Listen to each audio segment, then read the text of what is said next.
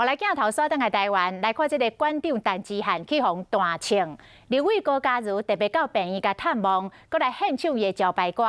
这个馆长的表情真奥妙哦，讲听到这个歌声，感觉身体就特别好咯。啊，这网友看到这个影片，有人口水，有人惊体，有人感觉真好耍，有人感觉真好笑。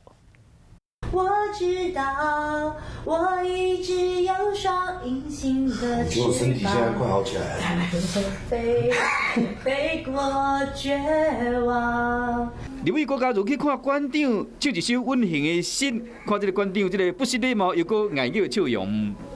我终于看到，所有梦想都发光。 追逐的年轻歌声多嘹亮，表情是真意外，搁无说字偷偷吐一个大气。馆长伫面册顶面写讲，吟游诗人用治疗术，敢有效？我伤好蛮多的，谢谢，我细胞都有战斗感起来，感觉立刻要跳起来了，对不对？是。 馆长的表情真的太好笑了。这个表情真正是有够趣味。有网友写讲，请放馆长一条生路，这是馆长一生上界接近死亡的时刻。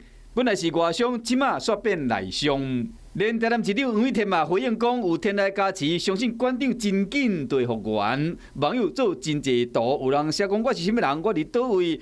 更加笑讲这是馆长的劫后余生，高嘉瑜嘛将两人相片铺上网络，馆长的表情引起真侪联想，连高嘉瑜就笑讲，是安怎馆长的表情会遮痛苦？同时，伊嘛希望警方会使抓出幕后的撞警人，更加讲等到馆长若完全复原，会搁唱歌互伊听。我终于看到，所有梦想都发光，追逐的年。